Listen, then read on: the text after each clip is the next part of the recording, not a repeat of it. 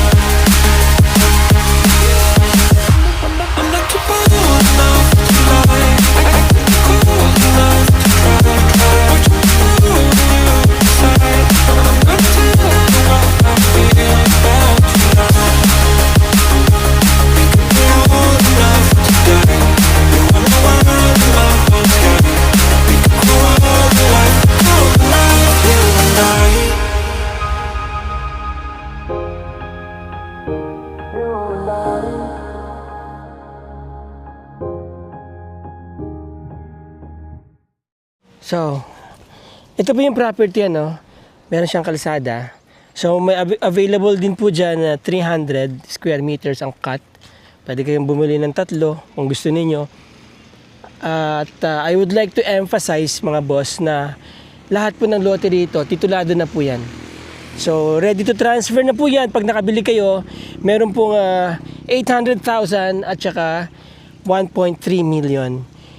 Yun nandito, mayroon siyang sea view, 1.3 million 300 square meters. Tapos yung banda dito sa likod, meron po ditong 800,000 pesos yung 300 square meters. Pati yun doon. Maganda, may view kayo ng mountain, no? Tapos yan, walking distance to the beach. Yan na, coastal area. Makikita niyo yung sunset dyan, mga boss. So, malapit lang po ito sa National Highway. About 5 minutes drive na sa National Highway na kayo. Somewhere in between to ng dalawang town, no? Diyan is Cabangan, San Felipe dito. And then the next town is San Narciso. So this is about, say, about 10 minutes to downtown ng San Felipe or downtown ng Cabangan. So pare-pareho na pong maraming ano yan, mga business establishments dyan, ano.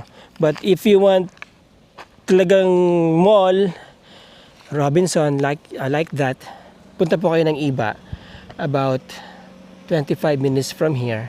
So napakagandang area nito, na residential area nyo na at the same time, or vacation spot nyo dito sa Zambales, or pwede nyo rin pa-Airbnb mga boss, mga sir. Yan. Maganda po yung ano ha, two-way road po ito, all the way, pati yung isang area doon. So we have two areas. Ito yung pinakamalapit sa dagat. And then yun, palabas ng bayan. Uy, may ano dito. May sexy. Ayan o. Ayan. Tignan natin yung tinitignan niya. Ano tinitignan mo dito? Ha? Bundok. Ito po yung view dito oh. Ayan. So, ito may nakabili na po dito. No? Meron pa dun sa likod. Yan, nagpagawa na siya ng bahay niya. Alright, mga boss, mga sir. Kung interesado po kayo na magkaroon ng property dito, no, affordable kasi maliit lang ang cut, 300 square meters, meron pong 1.3 million, yung mga nasa tapat ng kalsada, yung mga prime spots, ano po, and then meron ding 800,000 para naman sa mga, maganda pa rin, kasi lahat po yan, meron silang road right of way po lahat yung mga yan. 4 meters or 5 meters road right of way mga boss, mga sir. Short video presentation po tayo, kaya hanggang dito na lang ating video. For further information or details, schedule kayo ng inyong visitation, nandyan po yung aking contact details, mga boss, mga sir. Napakaganda ng area. This is about 3.5 to 4 hours drive from Metro Manila. Maraming salamat sa inyo mga boss, mga sir. Till the next video. Ciao.